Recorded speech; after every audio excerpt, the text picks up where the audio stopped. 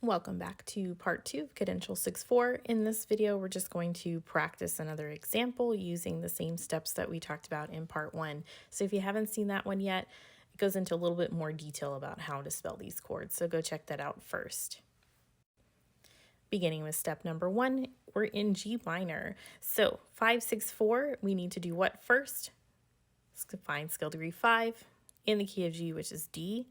Scale degree 5 goes in the bass. And we're going to repeat it in the next chord.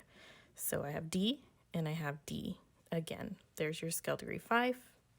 Next, double the bass in both chords. So I have D doubled in the bass. So I'm going to double it this time in the alto. D again. There's your scale degree 5 a second time and repeated. Next, we have step 3. We're going to spell a 6th and a 4th above the bass. So if we have D, we want a 6th above the bass, which is what note? That's going to be B flat, because that's in the key signature. And then a 4th above D is G. That's your tonic pitch. So let's spell that in the staff. I'm going to put G, the 4th above, in the soprano. There's your 4th. And B flat in the key signature is your 6th above the bass. So something special about that minor key. We're in a minor key. We have the big 5, but this is really just to talk about the major 5 chord that it's going to. So we still spell, it's going to be like a minor 1.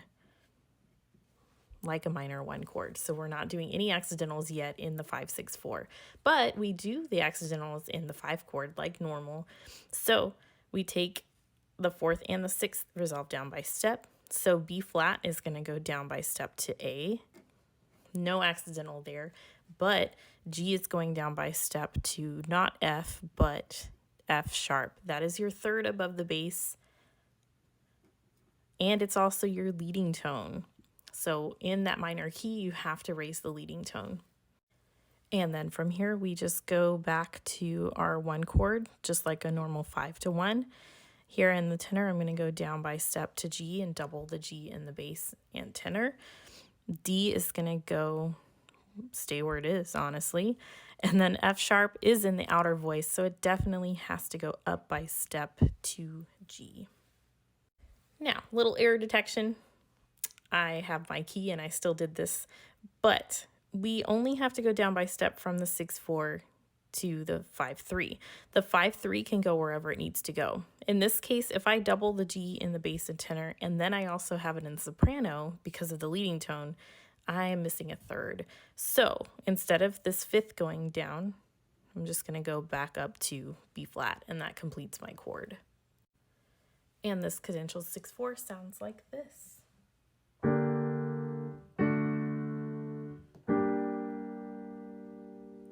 So notice how that 5, 6, 4 still sounds minor. We get that major sound in the 5 chord, and then still in G minor for that 1 chord. So that is how to write a cadential 6-4. In the future, we're going to also practice identifying it. So I'll have a couple of examples for you and how we can identify it in a piece of music. Thanks for watching. Bye.